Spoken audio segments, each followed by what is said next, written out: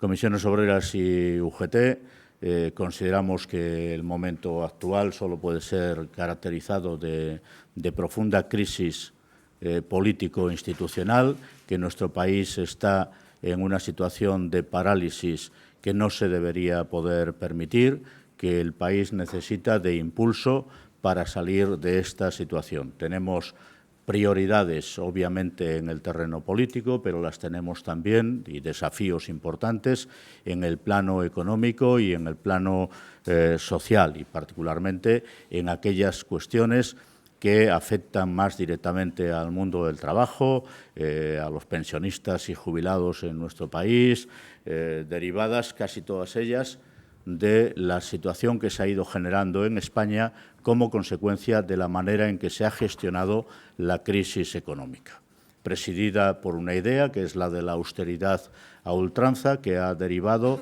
en la aplicación de toda una serie de medidas, reformas legislativas en unos casos, recortes importantes en otros, sobreimportantes a su vez, políticas públicas en España, que han generado una situación que es necesario empezar a revertir y empezar a revertir de forma urgente, porque las necesidades de la gente no esperan a la solución de la crisis política, son de ahora y necesitan soluciones ya.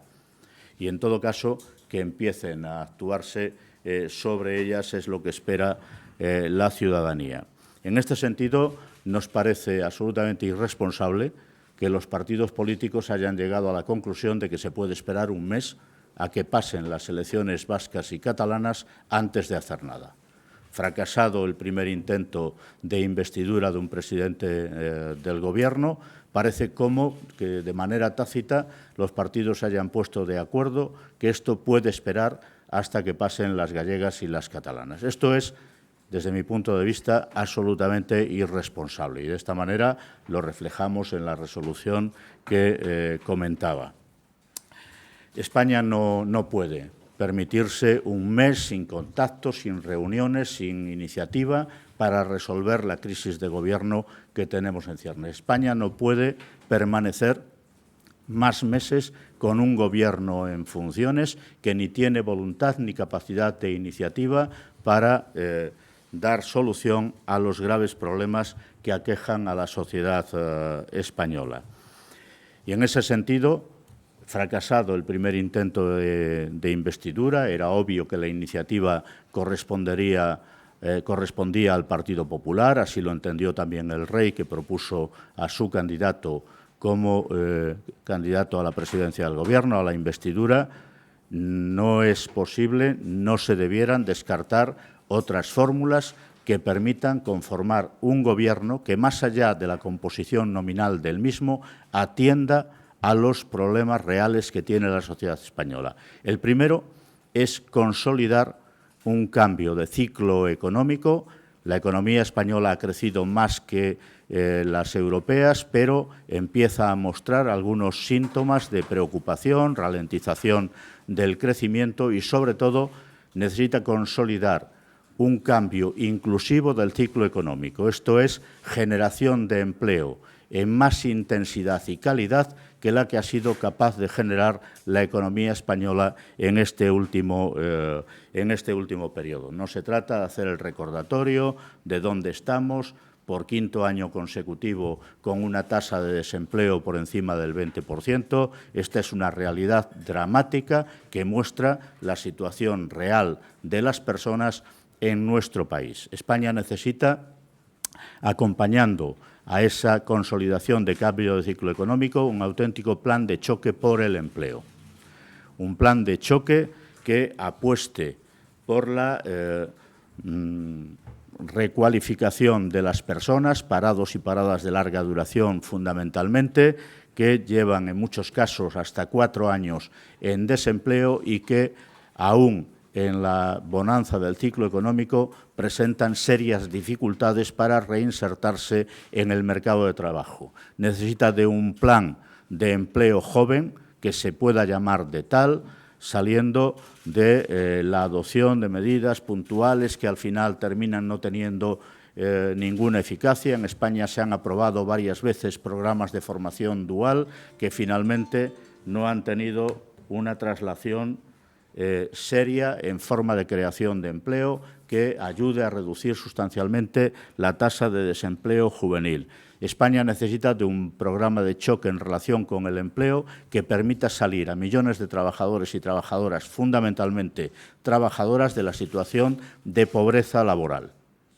Y para esto, y también para impulsar el crecimiento económico, es necesario que los salarios empiecen a crecer y lo hagan de forma real, de forma sustancial y real. Hoy la economía española, la empresa española se lo puede permitir, la productividad está creciendo, sin embargo, no hay un reparto de la misma entre las empresas y los trabajadores.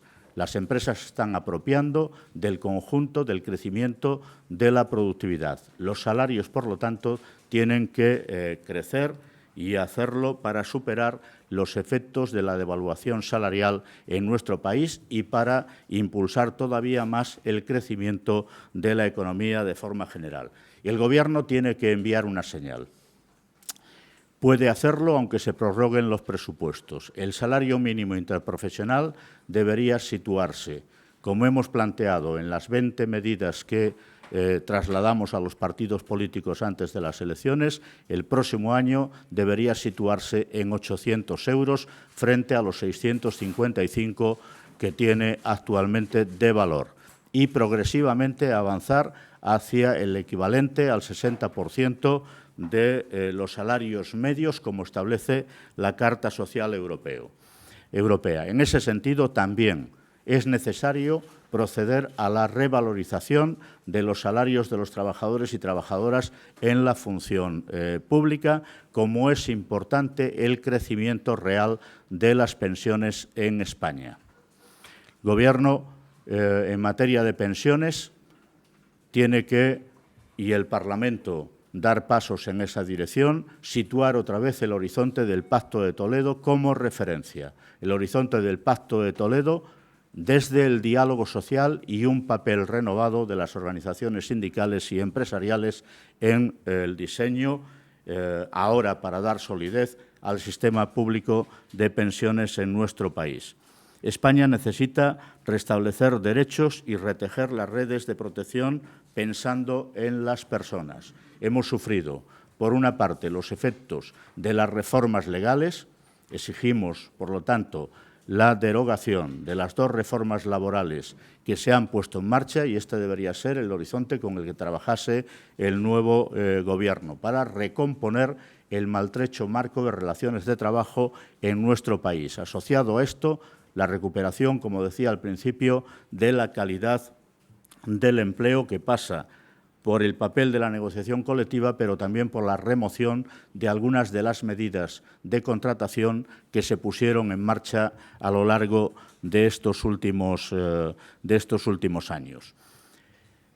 Empezar a reponer a nuestro sistema público de los efectos de las medidas de ajuste que se han adoptado. La sanidad, la educación, la atención a la dependencia, los servicios públicos, los servicios sociales necesitan de una apuesta nueva que evite que continúe el deterioro de los mismos como consecuencia de la continuidad de las políticas de ajuste que se han producido en el pasado y que, si no se remedia, se producirán a futuro. Para ello, porque plantearán de dónde los recursos, España necesita de una profunda reforma fiscal. No solo combatir el fraude y la elusión fiscal, que es imprescindible, sino también una reforma fiscal que permita dotar a las administraciones públicas de los recursos necesarios para impulsar el crecimiento, sostener el modelo social que es básico para el futuro. Yo termino simplemente anunciándoles que ambas organizaciones vamos a convocar el día 20 de septiembre una primera movilización contra el TTIP y el CETA, 2 tratados que, de materializarse, van a suponer un retroceso importante en relación con el cuadro de derechos y garantías de los trabajadores europeos y españoles a medio-largo plazo. Y, por otra parte, el día 7 de octubre, coincidiendo con el Día Internacional por el Trabajo Decente, ambos sindicatos movilizaremos a los trabajadores y trabajadoras en nuestro país, empezando por los delegados y delegadas de comisiones obreras y UGT, reclamando también en España bases para el impulso del trabajo decente. Y al mismo tiempo vamos a iniciar, y con esto acabo, una ronda de asambleas conjuntas del activo de ambos sindicatos en todas las comunidades autónomas de nuestro país.